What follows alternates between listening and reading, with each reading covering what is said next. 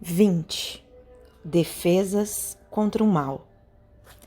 Descemos as escadarias e, em frente dos muros altos, pude observar a extensão das defesas do soberbo edifício. Aquela construção grandiosa era muito mais importante que a de qualquer castelo antigo, transformado em fortaleza. Novamente no exterior, podia detalhar a visão panorâmica com mais exatidão.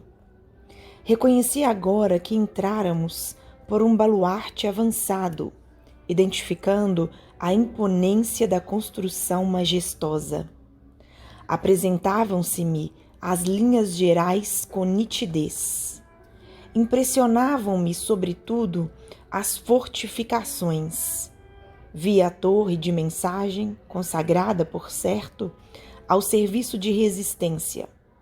O baluarte agudo, elevando-se acima dos fossos que deixavam transbordar a água corrente. A torre de vigia, esbelta e alterosa. Observei o caminho da ronda, a cisterna, as cesteiras e, em seguida, as paliçadas e barbacãs, refletindo na complexidade de todo aquele aparelhamento defensivo. E as armas?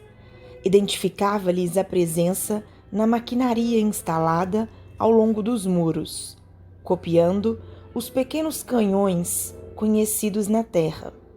Entretanto, vi com emoção, no cume da torre de vigia, a enorme bandeira de paz, muito alva, tremulando ao vento como largo penacho de neve. O administrador percebeu a estranheza que se apossara de Vicente e de mim. Já sei a expressão que a nossa defesa lhes causa, disse Alfredo, detendo-se para explicar.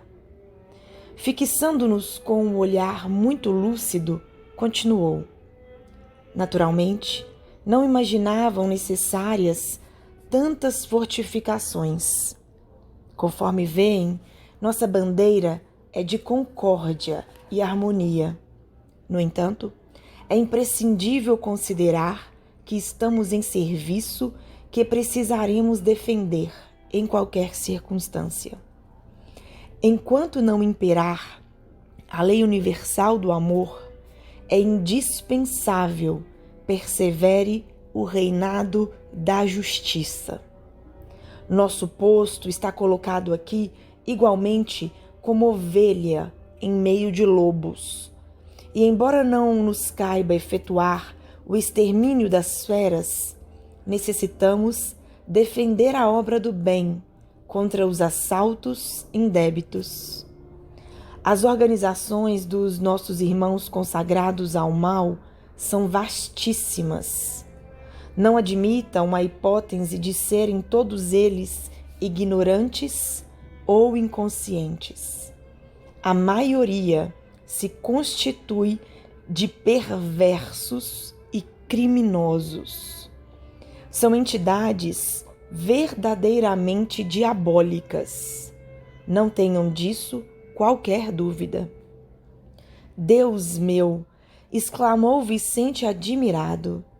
Mas por que se organizam deliberadamente para o mal? Não sabem, porventura, que todos os patrimônios universais pertencem à majestade divina?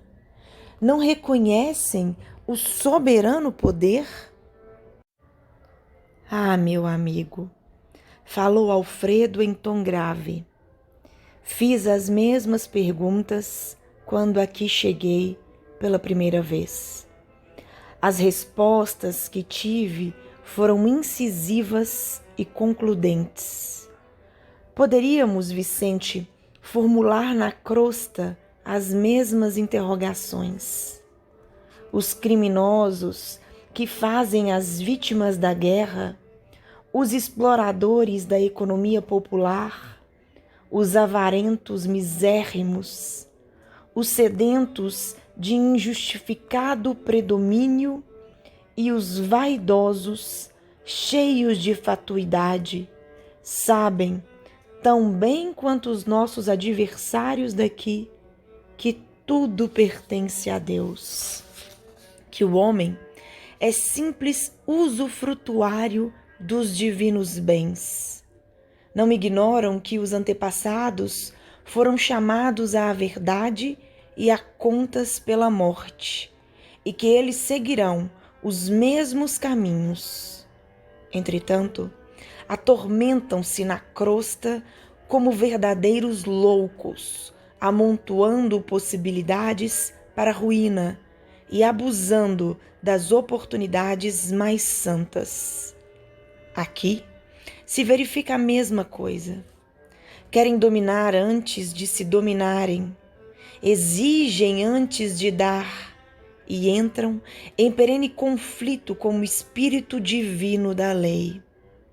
Estabelecido o duelo entre a fantasia deles e a verdade do Pai, resistem às corrigendas do Senhor e transformam-se esses desventurados em verdadeiros gênios da sombra, até que um dia se decidam a novos rumos. Intrigado com as profundas observações, perguntei: mas como explicar as bases de semelhante atitude? Na Terra, compreendemos certos enganos, mas aqui o generoso interlocutor não me deixou terminar e prosseguiu. Na crosta, nossos irmãos menos felizes lutam pela dominação econômica, pelas paixões desordenadas, pela hegemonia de falsos princípios.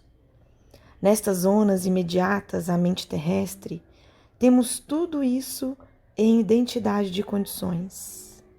Entre as entidades perversas e ignorantes, há cooperativas para o mal, sistemas econômicos de natureza feudalista, baixa exploração de certas forças da natureza, vaidades tirânicas, difusão de mentiras, escravização dos que se enfraquecem pela invigilância, doloroso cativeiro dos espíritos falidos e imprevidentes, paixões talvez mais desordenadas que as da terra, inquietações sentimentais, terríveis desequilíbrios da mente, angustiosos desvios do sentimento.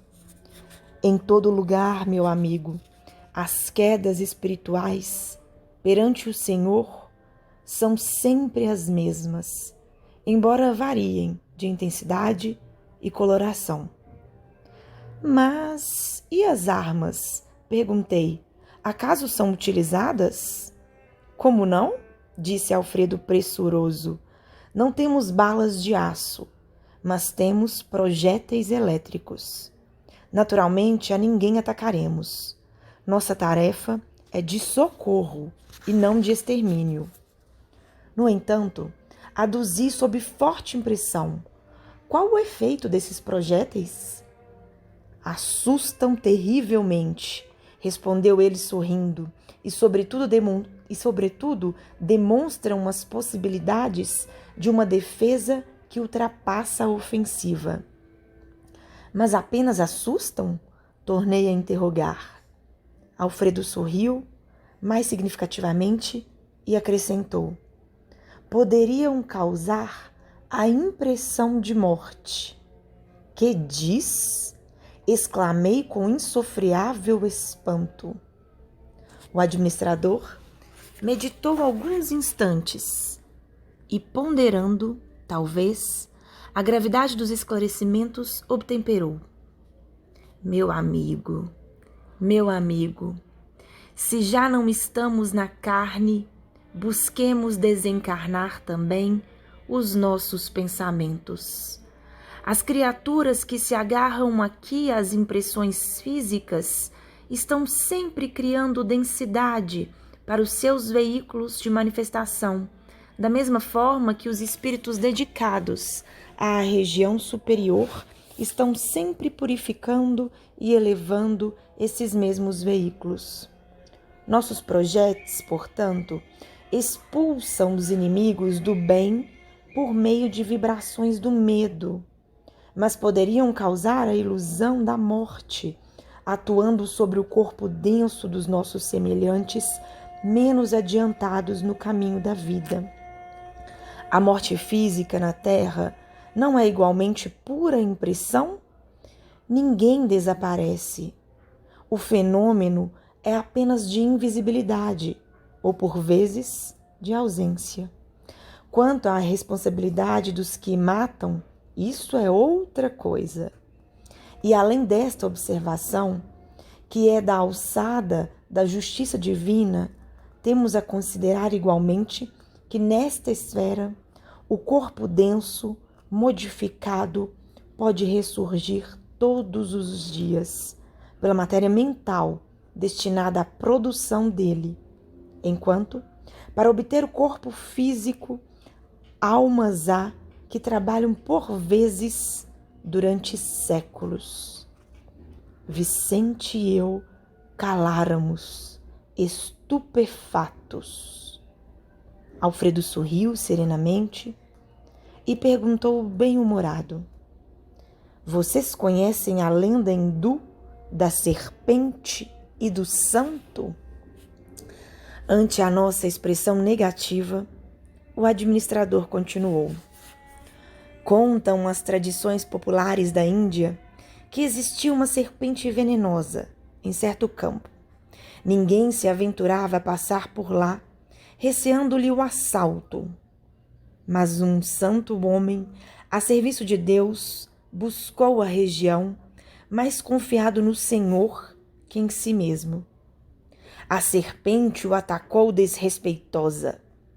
Ele dominou-a, porém com um olhar sereno, e falou: minha irmã, é da lei que não façamos mal a ninguém. A víbora recolheu-se envergonhada. Continuou o sábio seu caminho, e a serpente modificou-se completamente. Procurou os lugares habitados pelo homem como desejosa de reparar os antigos crimes. Mostrou-se integralmente pacífica, mas, desde então, começaram a abusar dela. Quando lhe identificaram a submissão absoluta, homens, mulheres e crianças davam-lhe pedradas. A infeliz recolheu-se à toca, desalentada. Vivia aflita, medrosa, desanimada. Eis, porém, que o santo voltou pelo mesmo caminho e deliberou visitá-la.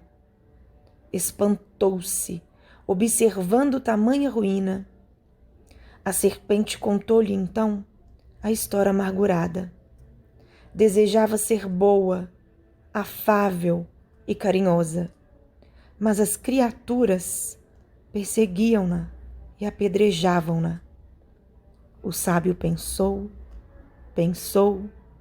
e respondeu após ouvi-la: mas, minha irmã, houve engano de tua parte.